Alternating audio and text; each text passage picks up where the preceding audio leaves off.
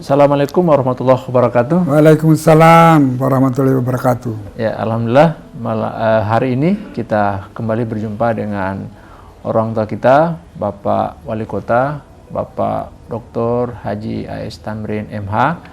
Dan tidak terasa ini adalah merupakan segmentasi kita yang kedua berkaitan dengan bagaimana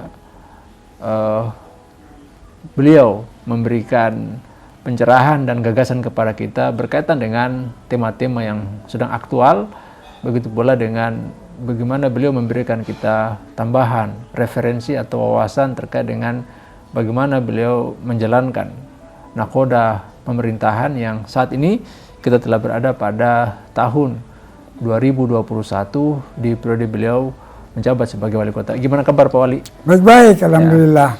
Ya, pada malam hari ini kita akan bicara soal Polima, Spirit of Wolio. Nah, ini juga berkaitan dengan bagaimana konsen pemerintah Kota Bau-Bau yang akan menjadikan tahun ini sebagai salah satu tahun untuk bagaimana menggenjot sektor pariwisata untuk menyentuh aspek kebudayaan agar ini bisa menjadi sesuatu hal yang mengangkat nilai-nilai dan pembangunan Kota Bau-Bau. Ya. Nah, gimana Pak Wali melihat Polima sebagai Spirit of Wolio dalam hal bagaimana ini akan mengangkat kebudayaan kita yang tentu ini juga adalah merupakan kebanggaan kita semua sebagai orang Buton. Saya kira perlu saya jelaskan dulu sepintas mengenai Polima ini. Ya. Polima ini kan Po-5, Ya. ada 5 Po. Ya.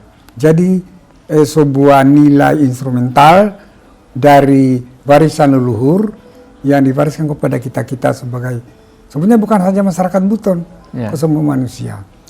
Jadi dari 5 Po atau Po-5 itu, kan Po pertama itu Po Mama Siaka, Po Piara, Po Maya-Mayaka, Po Angkang Kataka, Po Binci-Binci Kikuli. Po Mama Siaka kan saling sayang menyayangi, saling cinta mencintai, saling kasih mengasihi. Po Piara saling pelihara, saling mengayomi. Kemudian Po Maya-Mayaka saling menanggung rasa malu terhadap perbuatan yang tercela. Akhirnya tenggang rasa, artinya itu saling menanggung rasa malu gitu loh. Budaya malu. Kalau berbuat perbuatan onar, tercela, ya bukan cuma kita yang malu, itu harus tertanam. Pangkang kataka, saling mengangkat harkat, atau saling menghargai, saling menghormati. Wujudnya di dalam tutur kata, tingkah laku, perbuatan yang mencair dalam sebuah akhlakul karimah. Nah, itu harus terwujud di dalam tingkah laku kita. Nah, kemudian Po Binci-Binci Kikuli, ini Po Binci-Binci Kikuli ini dia tersirat di dalam Mukadimah Martabat 7. Dia di dalam hanya Binci-Binci Kikuli sebagai kausa prima. Tapi dalam tataran implementasi dia juga ada Po Binci-Binci Kikuli itu. Hal ini dulu menjadi parameter hidup di masyarakat. Kebetulannya saya juga lahir di dalam ini, jadi saya dengar-dengar juga. Saya belum baca-baca dulu itu hanya. Nah, ketika kita bisa berbuat keonaran, kita akan dibicarakan. Indah maya kamanjuana nalanu, indah maya kawitinain. Ketika kita, misalnya kita konflik di dalam keluarga, apakah karena warisan atau karena apa? Mudah-mudahan ada pemahaman ya kamu mengajar. Jadi parameter hidup. Padahal kita waktu itu tidak ada lagi mau mengenal serapa tahun, ada orang yang membaca jarang. Tetapi di dalam kehidupan mendarah daging itu barang. Kemudian ketika kita menzalimi orang, tidak binci kikuli nalan, tidak mulai apa binci kikuli. Begitu. Nah, kondisi ini, ketika kita misalnya kita hidup kita tidak mengindahkan tata krama apa, undang-undangnya perharga yang mengalami sombong kayak begitu. Ini parameter hidup.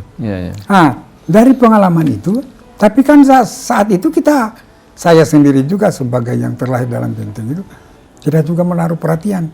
Pada zaman itu dulu, kita ini, ya kita sudah tergerus oleh pengaruh kemajuan zaman.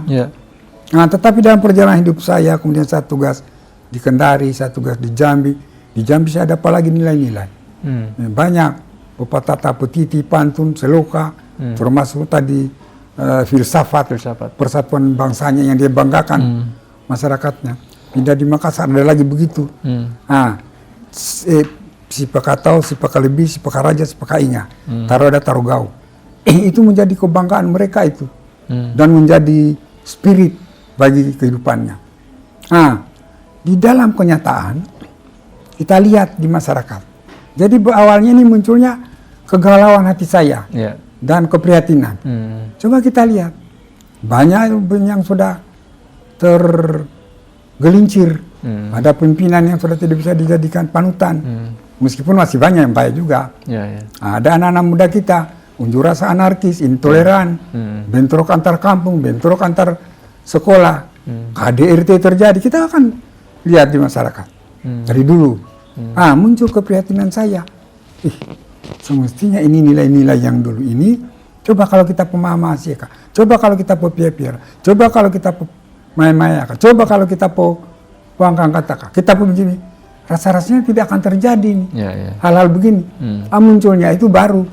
Saya kembali, saya sudah tugas di Makassar itu, berdasarkan juga perbandingan dengan nilai daerah lain, saya cetak itu baju, Polima, pemaham Asyika, pepiapir. Saya menghimbau secara psikologis kepada generasi muda utamanya yang belum tahu sama sekali itu.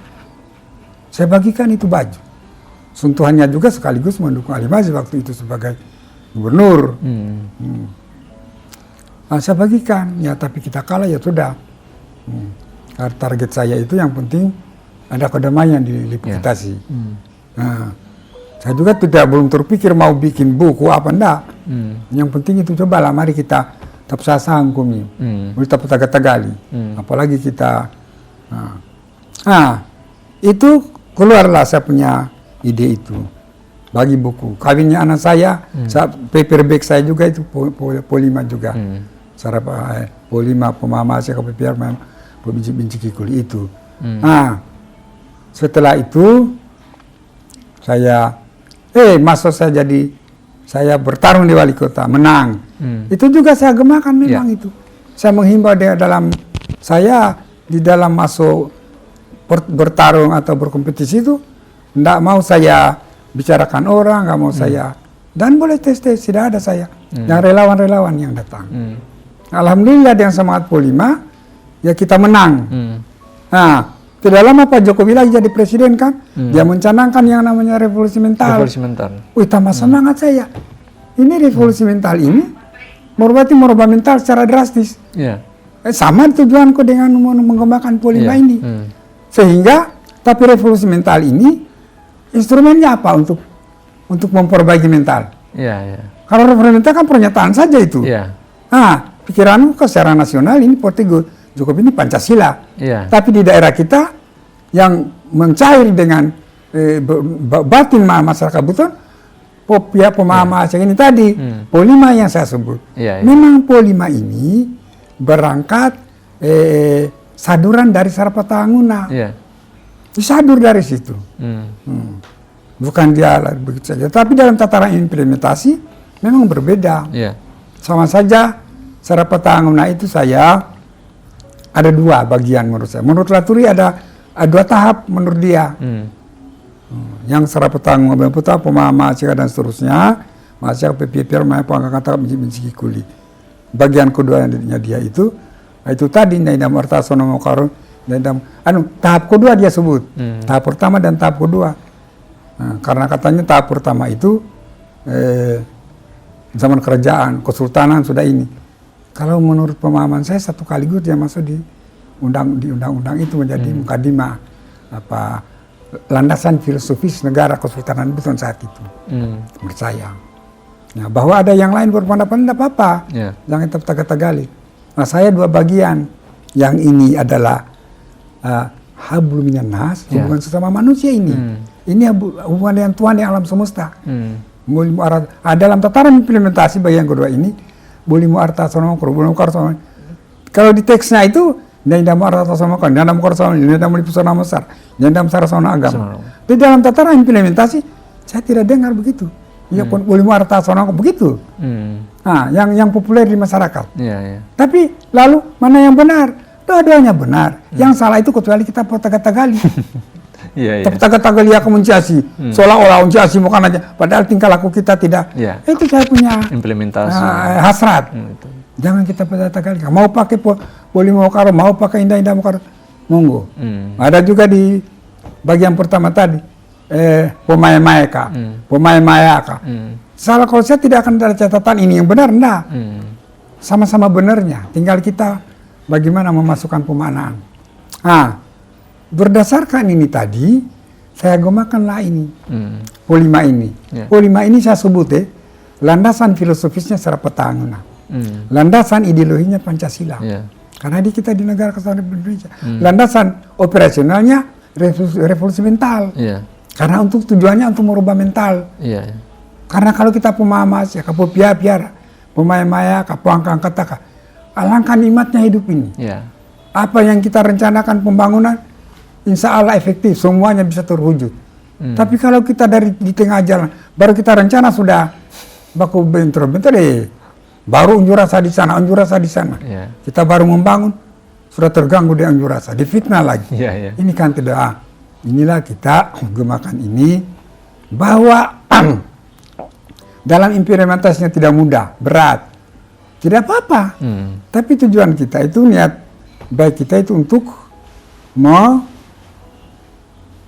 memberikan penyadaran, terutama adik-adik kita, anak-anak kita yang masih muda. Jangan juga kita hasut-hasut ke hal-hal yang kok bentur-bentur sama mereka.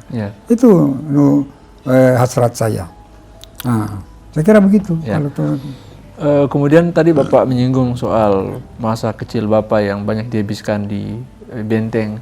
Namun sekarang kan kalau kita lihat Benteng itu sudah mulai ada pergeseran daripada pada masa lalu. Dan kemarin kita juga melihat bahwa di sini ada kedatangan dari Balai Pelestarian Cagar Budaya BPCB Wilayah Kerja Sulawesi Selatan, Sulawesi Barat, dan Sulawesi Barat yang akan melakukan kegiatan diantaranya adalah merevitalisasi Benteng Keraton. Dan Bapak juga sudah menyampaikan gagasan bahwa memang kita harus mengembalikan fungsi Benteng Keraton itu sebagaimana aslinya. Gimana Bapak melihat hal itu, Pak? Begini, BPCB ini kan Balai Pelestarian Cagar Budaya. Nah, seperti saya katakan tadi, budaya itu, wujud budaya itu ada yang berupa wujud budaya benda dan non benda. Wujud budaya benda berupa benteng, kamali, Masjid Agung itu, Kasolana Tonggi, Batu Popawa, itu merupakan kawasan-kawasan benda-benda yang nyata. Ada yang saya bilang tadi, jenis-jenis budaya yang lain itu adalah ritual. Ritual, seperti Kande-Kande, Haroa, Kesambu-sambu, itu di tiap-tiap kecamatan, sambu-sambu, Bongka Natau, Mata, semuanya itu ada juga yang namanya ritual Batu Puaro. Semuanya ini ada sejarahnya dan dilakukan setiap tahun. Nah, ini juga kekayaan budaya juga yang bisa menjadi sasaran wisata-wisata misalnya orang. Nah, ada juga wujud budaya itu seni suara, seni tari, seni keterampilan, seperti orang bikin rumah. Ada seninya dulu, konstruksinya juga. Betul. Paten bisa dibanggakan, tapi sudah jarang sekarang. Ya apa boleh buat. Sehingga ada yang sudah susah kita kembalikan, ada yang masih bisa. Ada juga nilai-nilai tadi itu. Nah, terkait dengan BPCB, betul. Setiap cagar budaya itu kan sudah ratusan tahun. Nah, kepedulian kita apa?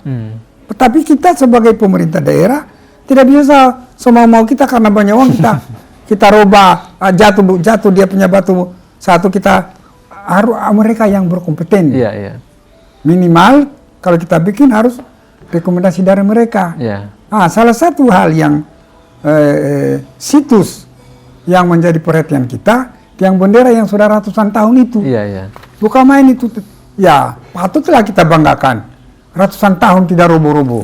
Tapi apakah kebanggaan itu terus-terus kita lihat sudah lapuk dia punya kayu? Nah, saya mengambil inisiatif untuk kita perbaiki. Sejak saya pertama saya jadi wali kota, saya sudah terpikir. Kasih tahu Kadis, coba kamu lihat bagaimana itu. Tidak bisa Pak kita mengambil inisiatif harus dari BPCB Makassar. Nah, kita undang mereka. Nah, beberapa kali kita konsultasi publik di Baruga 2 kali atau 3 kali. Di Rojab ini saya suruh mereka presentasi. Itu khusus yang bendera itu. Harus kita bikin lagi kajian akademik, Pak. Bikin kajian akademik. Kita bikin. Memang tidak semua diundang. Tidak juga ada aspirasi kenapa tidak dipanggil bupati di mana. Karena itu katanya warisannya budaya Buton seluruhan. Tapi orang juga di Wakatobi dia perbaiki bentengnya di sana, tidak perlu datang ke saya. Tinggal dia hubungi BPCB baru dia bangun. Di Buton Utara juga begitu. Karena tidak mungkin mau pemikiran saya begitu dengan niat baik. Konsultasi publik, kemudian apa tadi akademik apa? Konsultasi publik. Kajian akademik. Kita tumpu. Setelah jadi kita bicarakan. Ada 4 opsi semula. Yang aspirasi. Pertama itu kita buka itu, baru kita kasih baring, baru kita bikin duplikat.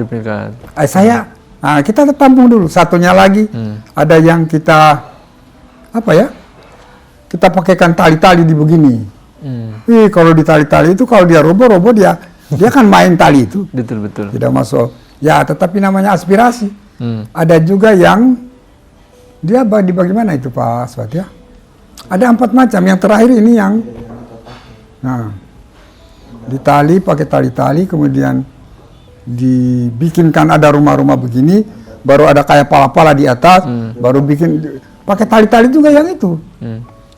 Wah, saya pikir saya tidak setuju yang pakai tali-tali itu, karena dia akan goyang begini kan kalau dia. Nah, apalagi mau dibuka. Karena saya paham cerita apakah mitos, apakah riwayat, apakah sejarah.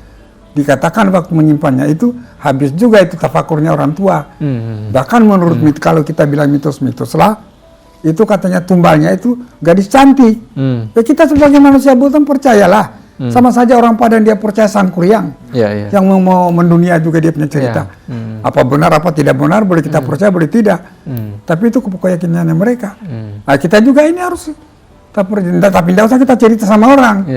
Nah, ritualnya itu katanya seorang gadis diumpankan di masjid dan baru ditancapkan di situ. Tidak digalikan itu lubangnya itu. Kayu itu dikasih masuk, kayaknya begitu. Dan habis juga itu tafakur dan dia punya zikir apa semua. Kalau saya mau buka saya tidak berani saya. Saya tidak mau. Baru kadole-dole yang baru dia ditanamnya pun susah. Kau bongkar dulu ke tanah itu kan batu semua itu. Jadi tapi orang kan tidak tahu itu. Kita ini yang tahu dari awalnya. Memang harus diketahui oleh publik ini bahwa ini sudah ada proses kajian akademik dan BPJB yang dan kajian kita juga secara akal pikiran dari yang menyaksikan perkembangan maupun cerita-cerita itu tadi. Kayaknya susah. Nah, ini dibikinkan tower untuk menyangga sedemikian rupa. Nah, ya tentu ada juga yang tidak setuju. Tetapi saya pikir sudah tidak setujunya yang aneh-aneh. Katanya belum ada kajian akademik. Saya tunjukkan bukunya. Kenapa kita tidak dipanggil? Tidak mungkin saya pergi ke Bapak Kabintinya ke semua orang baru. Tapi kajian publik kalau kamu orang datang waktu kita konsultasi publik datang saja. Begitu. Jadi kita di pojok-pojokan ada lagi. Kenapa katanya? Rupanya dokumennya juga mereka dapat. Karena di dalam dokumen itu disebutkan menggunakan batu candi. Dia protes, kenapa kan didatangkan batu dari Bali? Rupanya saya tanya, saya bilang waktu dia paparkan, tidak saya dengar itu ada batu dari Bali itu. Tapi saya tanya dulu, kalau ada batu dari Bali, saya yang utama tidak setuju. Batu dari sini saja. Rupanya batu candi itu jenis batu yang tidak dimakan opea kolhu itu. Kayak batu muramo itu. Tapi namanya batu candi, orang Jawa, orang Bali sebutnya batu candi. Tapi bukan dibukakan candi dari Bali baru dibawa, tidak. Jadi jenis batu namanya. Setelah juga sudah beres itu ada lagi. Kenapa tidak dikasih tahu katanya semua kepala daerah kan itu bukan bau-bau punya. Wah, ini juga yang repot saya bilang. Tidak mungkin saya pergi jadi talombo di daerah-daerah itu. Nah, jadi saya pikir ini hanya semacam keluhan-keluhan saja, saya jalan saja. Kalau niatku jelek, nanti semangat dia hakim buah ke saya. Tapi kalau niatku bagus, ya sudahlah, saya juga tidak mau 1000 orang, kamu orang tanya ke mereka semangat ya, temanya. Nah, kayak begitu. Nah, saya suruh bangun saja. Tower lagi, seolah-olah kita pedagangkan yang tidak ada. Saya sudah lihat, ya, alhamdulillah saya syukur juga. Nanti dibikinkan suatu prasastinya itu dalam bentuk apa namanya? Sinopsis. Sinopsis bahwa ini dibikin tahun berapa, zamannya siapa, kemudian setelah berapa ratus tahun sudah mengalami kemerosotan daripada kualitas kayunya, diragukan akan Nah, nanti diberi ceritakan itu. Jadi menjadi objek cerita baru. Oh, baru begini pada dilihat pun, kenapa ada dibungkus begini? Nah, diceritakan lagi. Jadi menjadi sebuah jalan cerita lagi yang menarik. Kalau dulu dia berdiri sendiri, masih, kenapa ini tidak diperbaiki? Ada juga yang, biarkan begini. Tapi kalau begitu mungkin, sudah dia begini padahal kenapa ini? Ada narasi lagi. Ada narasi lain lagi yang pertama menambah itu. Itu yang kita. Jadi begitulah mengenai tiang bendera itu. Alhamdulillah tadi saya lihat, kalau lagi setelah selesai masih dan anak-anak sudah mulai duduk-duduk, santai-santai di situ. Menjadi lagi destinasi orang pariwisata. Kalau ada dia wisata di situ sudah. Begitulah riwayatnya mengenai Kasolan Tobi. Alhamdulillah mudah-mudahan itu dia sudah hampir selesai saya tinjau tadi. Dengan Ketua Bapeda saya pergi tadi. Berarti dengan kata lain bahwa itu tidak ujuk-ujuk begitu saja terjadi. Tidak. Tapi ada proses yang sudah dilalui, Pak. Sejak saya jadi wali kota pertama.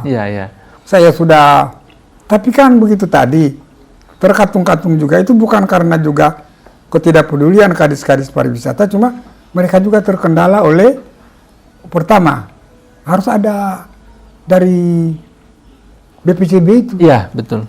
Makanya itu waktu kita pertama ada mereka berbuat dialog, waktu dialog publik. Ada dia orang. Di sini saya suruh dia paparan, coba ahli-ahli yang perencananya itu, Profesor Rumawan. Saya panggil di sini, dia paparan juga di sini.